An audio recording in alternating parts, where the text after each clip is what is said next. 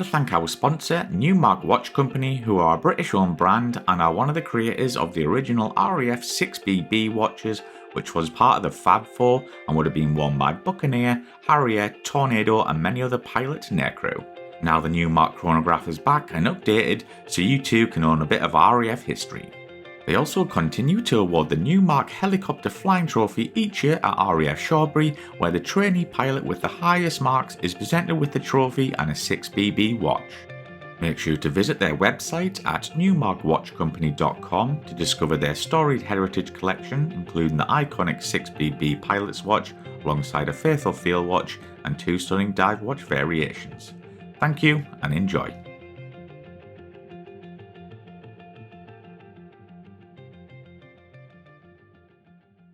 Was the cockpit of the Bucc, was it noisy inside? Because I heard the Tornado was quite quiet, but...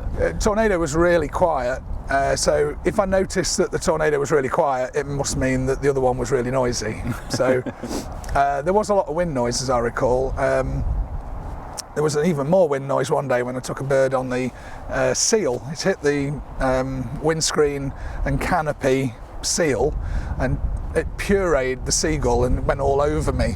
Did it really? Yeah. So that was quite interesting. So I ended up with pureed, stinking, fish-eating bird all over me. And of course, it was at the beginning of the flight. So I was then, I've had a bird strike. Yeah, but it was only on the canopy from the navigator. So all right. Yeah. So I flew the rest of the trip. I think that's right. We're in the tanker. We'd just given fuel to somebody at Beatrice Alpha.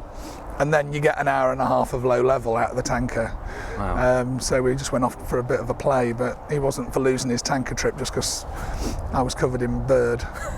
Yeah. And did you ever do like DACT in the Bucc? I'm guessing it probably wasn't. Obviously, it wasn't designed for that, but yeah, no, it wasn't DACT. It was evasion, and it was pretty much every flight. Mm-hmm. Somebody would want to have a go because of the reputation. You know, somebody would want to try and get in front of us because if you were behind us, you weren't going to see us again. Mm-hmm. So everything was contrived so that they were ahead of the 3-9 line.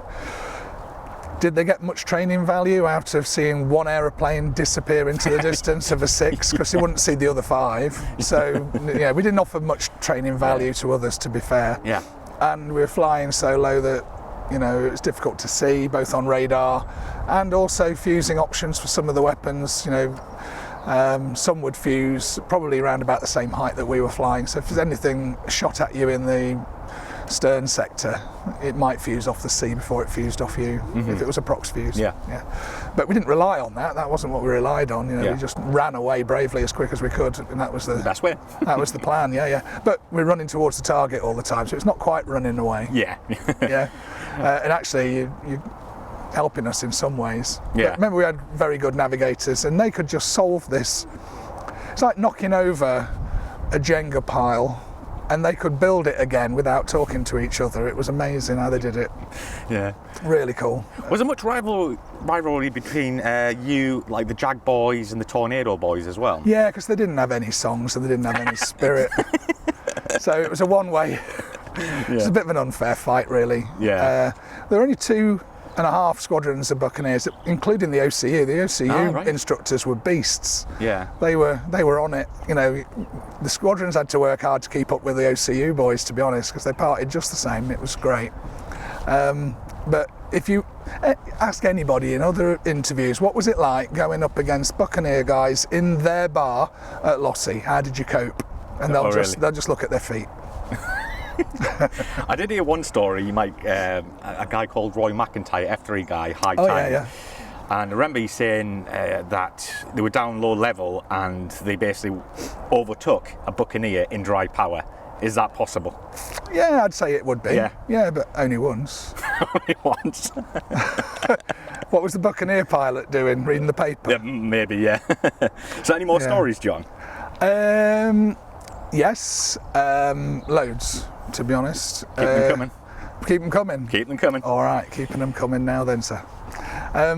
The reason we were there was to sink the Kirov class of battle cruiser. We used to call it the Battleship Galactica or something. It was some sort of funny name for it.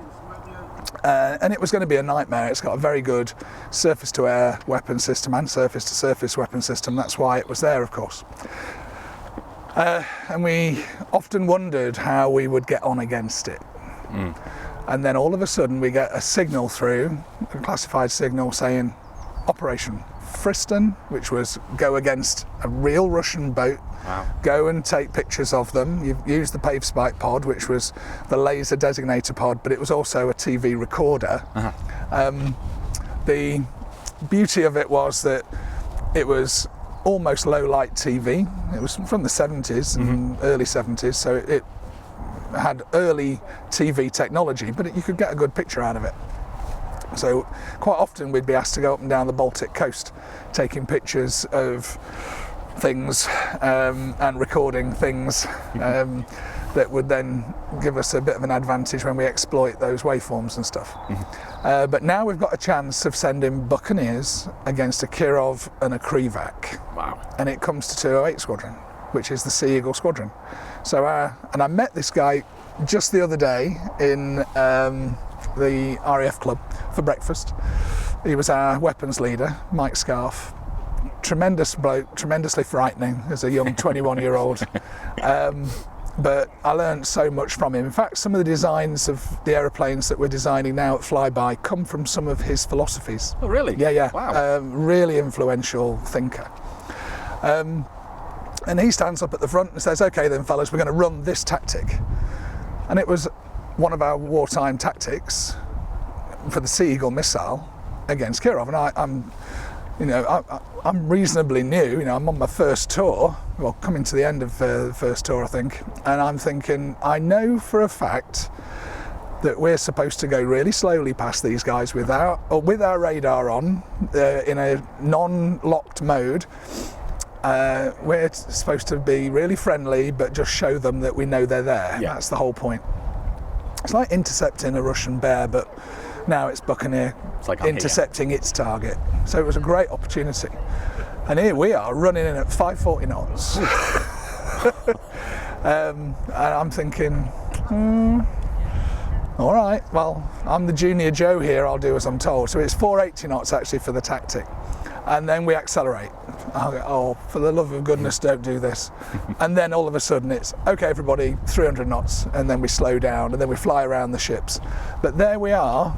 We get to the ships and the navigators, of course, are milking every bit of electronics out of these things. And we now know that our tactic would have worked because we weren't seen until 19 miles. Really? Yeah.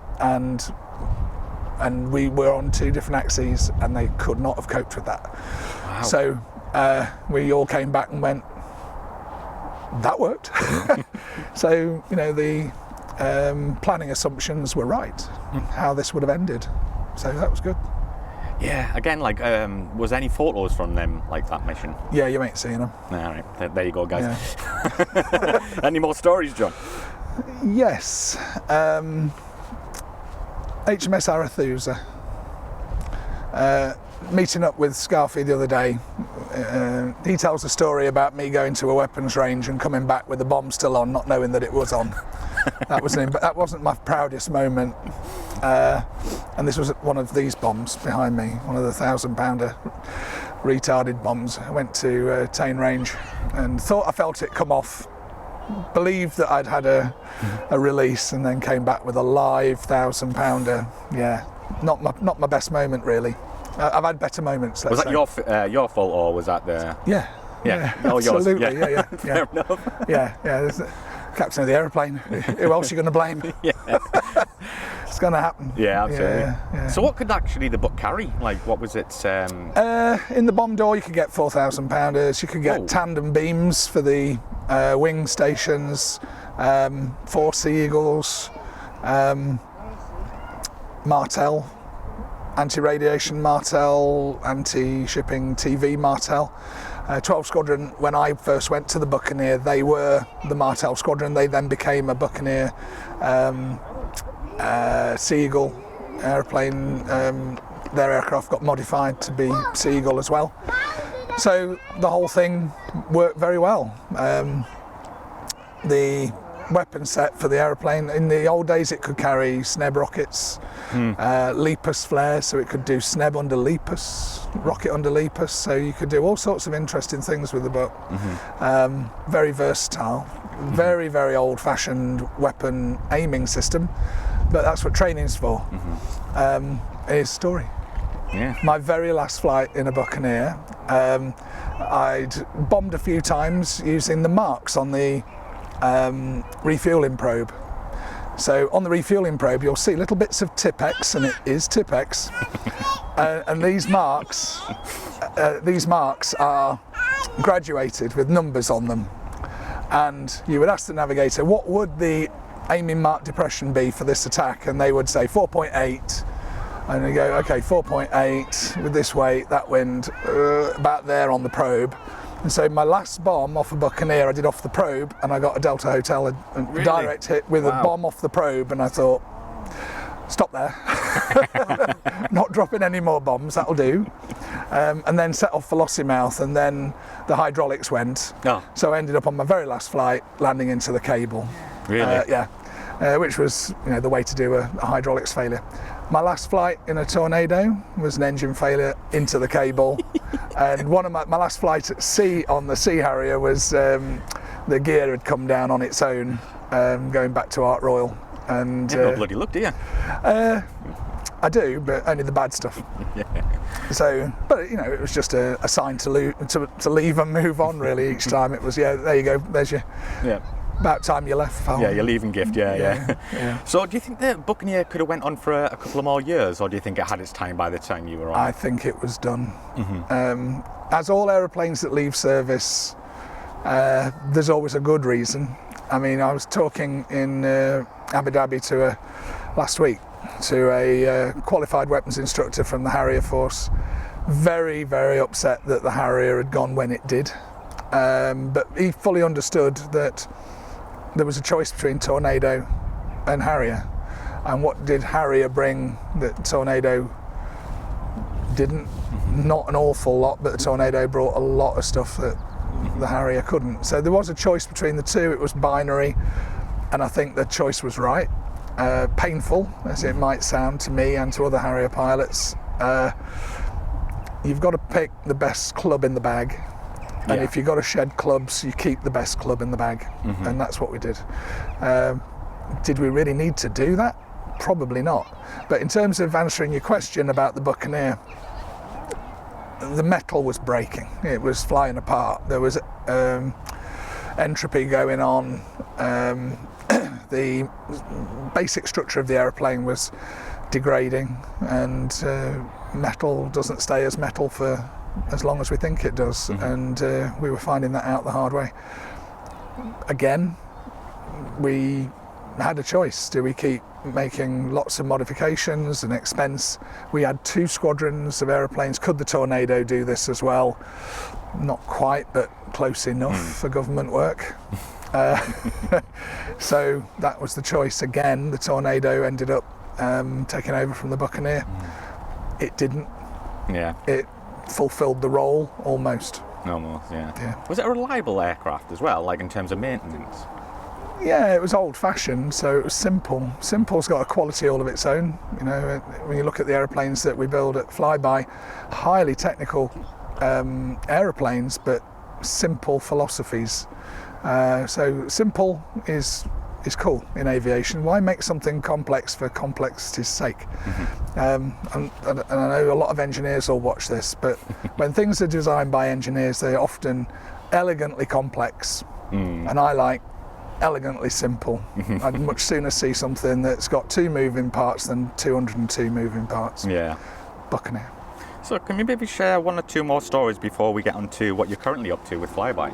We're in Halifax, Nova Scotia, one of my favourite cities, mentioned before. We were told that we weren't going to go flying if the zone around the airport was IFR, i.e. you had to use instrument flying techniques to land back at that airfield, and the exercise would be cancelled for that reason. So we looked at the weather forecast the night before, and it was going to be really bad fog. really awful weather, not very good, raining, at 100-foot cloud base, the sort of stuff in Lossiemouth you'd have gone flying for. Yeah. But on this exercise, the rules were clear. You will not break these rules. Fine. So the night before, we all went out and tied one on, knowing that tomorrow will be a down day and we'll just do, whatever. Probably even a day off. And a day off in Halifax is highly prized. So that was my plan. And the next morning I got up at the right time and I pulled the curtains back and it was like Ferris Bueller's Day Off. It's blue, one little tiny puffy bit of cloud and that music playing in my ears. Yeah. And I thought, I didn't think the same way Ferris Bueller thought. I thought, oh no, oh no, I'm going flying. I've just not got my head in the game here. But anyway, on goes the grow bag downstairs in the tilly and off to the airport with 3 other, let's say, less than ready crew. We decide when we get into the airport, it's now 100-foot cloud base. So just driving to the airport, we'd been in a hole and we're starting to relax. Oh, thank goodness, this is great. So we go in and walk in and the authorizer has been there before us. They've got a car. So, and he's saying, yeah, you're going flying.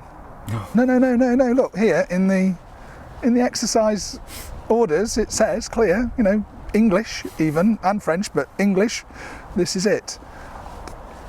I've already done a deal. What do you mean, a deal? What deal's this? Oh yeah, I've done a deal with the exercise coordinators, they're going to let us fly. All right, fine.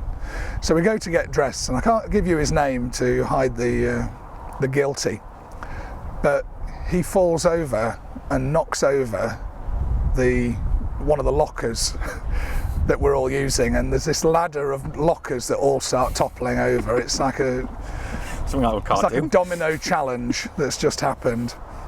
And then somebody said, and in fact Scott Washburn was there, the American guy, and he said, so we've got the area, we've got the jets, we've got the crews, all we need now is a diversion. I'll start a fire in the locker room. That was his idea of a diversion. It didn't work, we ended up going flying. As we were strapping in, it's stair rods of rain. I'm wet through, and when you start the engines, I used to give a little blip on the trimmer, and it gave me an electric shock through my glove, straight up my arm, and I thought, oh, I've got best part of 2.5 hours now of electric shock treatment because I've got wet gloves and this thing is not bonded out right. So, oh, that's going to be interesting. Oh well, canopy comes shut, get airborne. As soon as we get airborne, the intercom stops working between me and the back seater. There you go. So we let down into low level, again, really slowly, but we're out over the sea. We've not got any radar to help us, but we just go down there anyway, because that's what we did. And then I get sea salt all over the window, and I start using the windscreen wiper, and it flies off. So I've got no windscreen wiper, that's in the sea. And I try using the water bottle, and it's empty, because nobody had refilled it. So now I'm struggling. I can't see out the front. So I go up into cloud, I think, I'm never going to see my mates again, I'll go home. Backseater, of course, can't hear any of this thinking going on and just knows that we've turned back towards where we're supposed to be going. So there's a load of shouting going on. I'm just about hearing stuff, but not really. But I can hear air traffic control. He can hear me on the radio, but he can't hear what I'm saying to him. So he's picking up the picture pretty well. And then we go into this, they didn't have an ILS type thing, it was a ground controlled approach. So they're talking to you, telling you you're high and low, etc. So we set off down this slope, but it wasn't that sort of accuracy that we were enjoying in the UK. It was like an area weapon, really. It was sort of come towards the airport, but I haven't quite picked up on this. So anyway, come out of cloud at 100 feet, and there's a running rabbit, the line that flashes towards the runway. And I'm looking for this running rabbit, and at 200 feet, this is my limit. I'm going, oh, it's not there. And then out the corner of my eye is bring, bring, bring. I'm not doing that again. So turn towards the bring, turn again straight away, and there comes the runway, and I roll out and land, and then it's hydroplaning because the runway is absolutely flooded. Wow. So I go steaming down the runway, thinking, oh, we're going off the end, so I put the hook down. And now I'm thinking, oh, I've got all my mates, so we're going to come back, and I've just fouled the one runway. But they can't arrive in here anyway. It's not fit. This is the whole point that we had the rule in the first place, that nobody had understood. That was the reason for the rule, that there was no way of getting aeroplanes back into here in really bad weather. But I'd found a way, but it wasn't the right way. That's awesome. Yeah.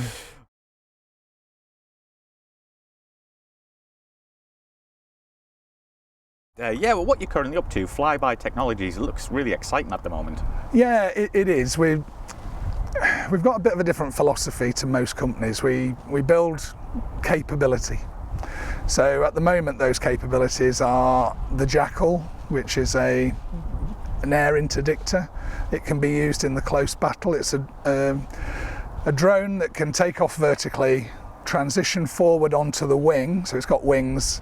It'll fly for 150 kilometres. Wow. And it shoots 2 missiles. Those missiles being the Martlet, that the Royal Navy called Martlet LMM, the lightweight multi-role missile. I think that missile is one of the most underrated missiles in existence, and I love it, and I think we can do a lot with it. The other thing we've started is a programme for an aeroplane, an unmanned aircraft that can fly at 5 times the speed of sound, reusable, early stages, but we think we've got a solution for that. We've got a decoy that we're starting to work on, and a Buccaneer replacement is about to come into my mind. It's there at the moment because I can't write it down because it'll be copied straight away. So when we're ready to put that down into preliminary design review, then we will. But that's really where I'm really aiming to get to. It's called the Hooligan, which is fitting for the Buccaneer. Yeah. So we've got Jackal, Vandal, Mayhem and Hooligan. And the way to think of us really is we're not a defence company, we're the first attack company.